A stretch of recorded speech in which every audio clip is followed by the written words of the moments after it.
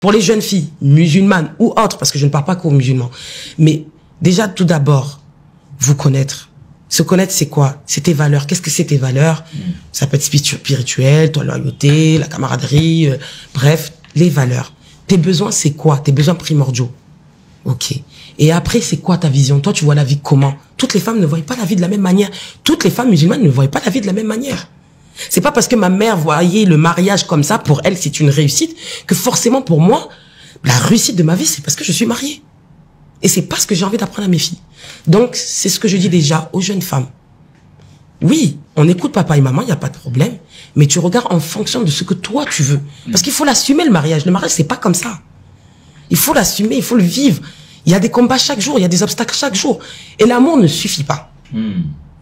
Et après, pour les femmes mariées, qui, elles, n'ont pas forcément respecté ça, il faut se poser des bonnes questions déjà. L'amour ne suffit pas. Oui, tu l'aimes. Mais est-ce que vous avez la même vision? Parce que tout part de là. Si vous voyez pas les choses dans le même angle, ou en tout cas, vous partez pas dans la même direction, ça va pas marcher. Ça va pas marcher. Mais moi, j'ai envie donc de poser une autre question.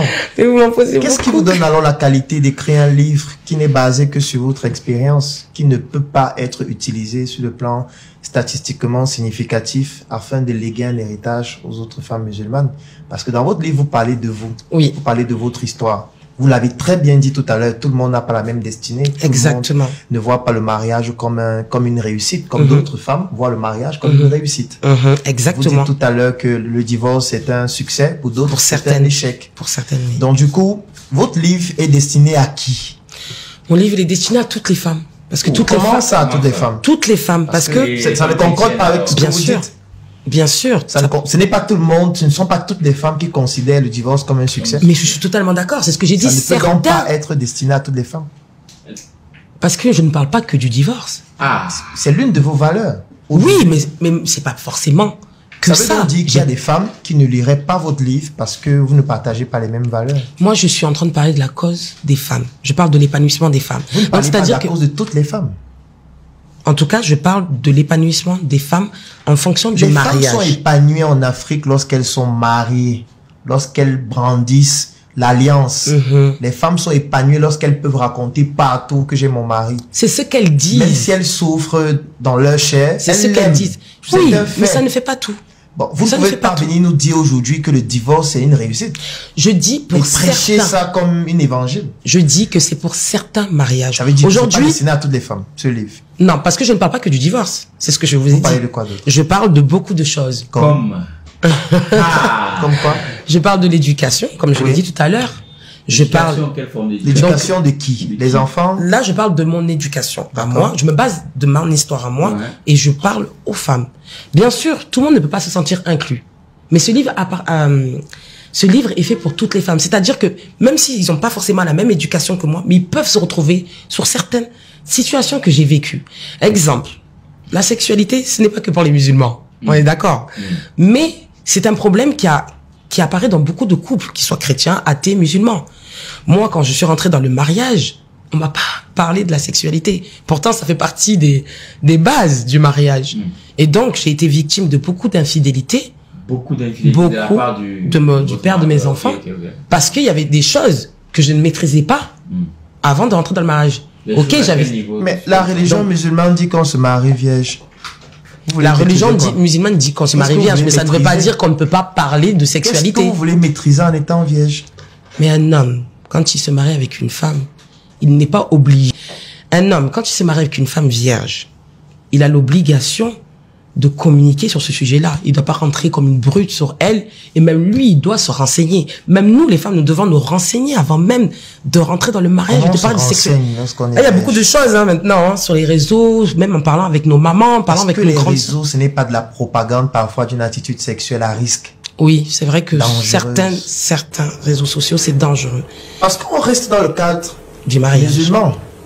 Oui. C'est pour ça que j'insiste sur la religion, parce que là, on est dans un cadre bien précis. La religion. Où le mariage se passe d'une certaine façon, où on exige certains codes. Mais certaines femmes musulmanes qui sont mariées ne sont pas vierges. Il y a des femmes qui ont été déviergées avant le mariage et qui se sont mariées. Est-ce que ça veut dire qu'elles ne sont pas musulmanes? On définit la religion musulmane forcément parce que la haram alors. Non, mais le haram se fait chez tout le monde. Mais c'est parce qu'en fait, il y a une façon de voir la religion musulmane qui est incroyable. Et ça, c'est vrai, je le reconnais que c'est les musulmans aussi qui font ça. Oui, il faut le dire. Voilà. Mais c'est pour ça que je suis là. Oui. Parce qu'en fait, il faut revoir les choses aujourd'hui. Donc, vous voulez remettre en question la religion musulmane? Non, c'est pas la religion musulmane que je remets en question. Qu'est-ce que vous mettez en question? C'est pas la religion musulmane. Vous êtes contre ce que la religion musulmane prône? Non, pas du tout. Qu'est-ce que vous dites alors? Je suis pas contre la religion musulmane. Je dis juste que la religion musulmane nous donne une ligne directrice. Oui. Mais si on fait des péchés, nous sommes tous pécheurs en fait. Oui, oui. D'accord? Donc si je fais du péché, ça veut dire c'est fini pour moi? Mais Dieu, il a mis le repenti. Non, mais il y a le repenti. Il y a le repenti. Dieu, il est miséricordieux. Oui. Bon, là, j'ai besoin d'être imam, là. Est-ce que vous êtes déjà repenti Est-ce que vous êtes déjà repenti par rapport à votre manière de vous habiller?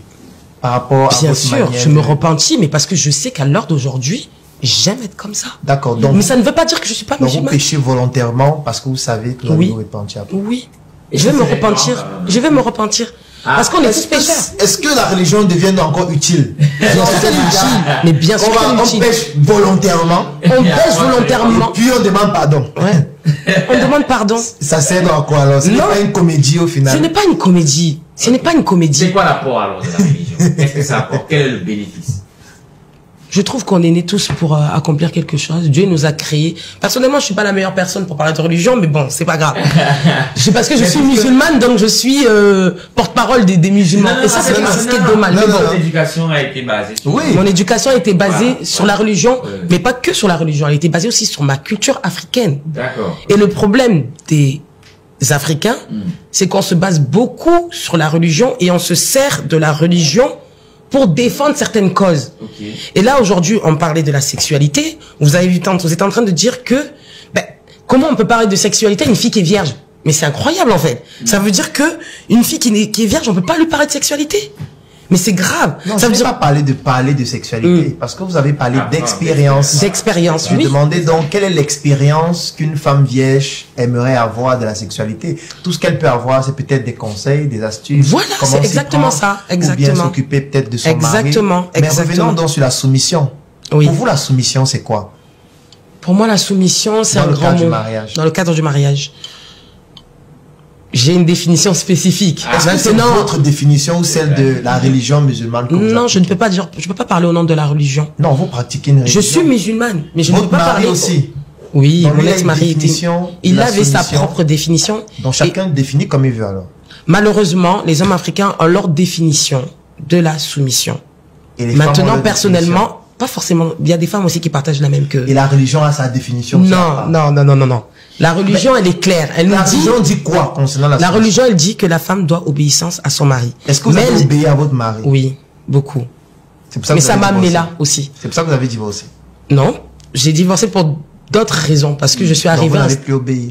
Oui, j'ai arrêté d'obéir. Donc j'ai arrêté d'obéir parce que c'était quelqu'un qui était. Oui. Maintenant, soumise en sa fonction à lui. Parce qu'il a sa propre. Mais est-ce que ça veut dire qu'il a raison?